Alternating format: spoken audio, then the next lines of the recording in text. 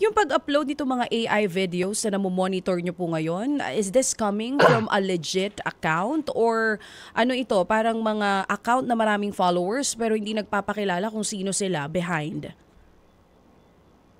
Iba-iba eh. Una Mm. ho, yung mga source, when you talk about kung saan sila unang lumabas, mga fake accounts ho ang nakikita natin, DJ Mm. Chacha eh. Ang problema, yung mga influencers na gusto ipalaganap yon, nire-re-up ano nila eh, sinishare nila, nire-re-upload nila, or ginagawa nilang content. So talagang doon lumalaganap, DJ Chacha. Oo. Nabanggit niyo po yung ginagawa nilang content. Hindi lang AI no, ang gawain ng ibang mga vloggers. Even yung spliced videos. Yung halimbawa, kukuha sila dun sa mga show. Halimbawa, dito sa show namin, ng parts lang, tas gagawa nila ng ibang angulo at storya. Nabanggit niyo po mga tao, individual vloggers that are doing this, yung nagpapakalat po ng mga maling impormasyon. Ano po ang planong gawin ng DICT sa mga iyan?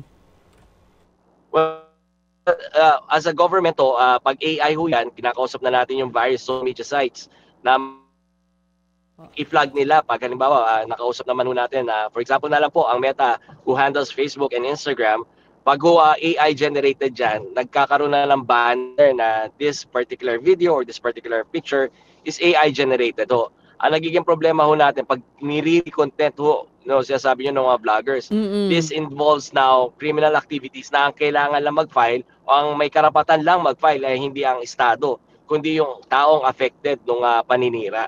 So kung hindi magfa-file yung tao affected nitong mga binabanggit ninyo, wala ring magagawa ang gobyerno at ang DICT.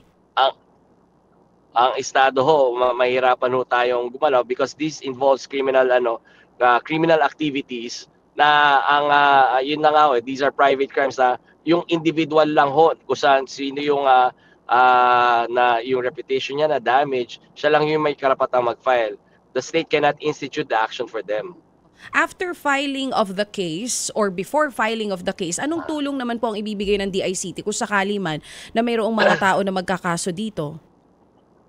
Well, we can help po, DJ Chacha, and parati naman ho natin ginagawa to, it's with regards to the investigation and yung mga cyber forensic po natin. In fact, nandito ho tayo ngayon sa Estados Unidos attending a conference kung saan ang isang paksa ho is yung pagpapalaganap at pagpapabuti at pagtitrain sa ating mga tao regarding better cyber forensic practices. Ted Filon at DJ Chacha. Ngayon, nasa Radyo 5, 92.3 News FM. Monday to Friday, 6 to 10 a.m.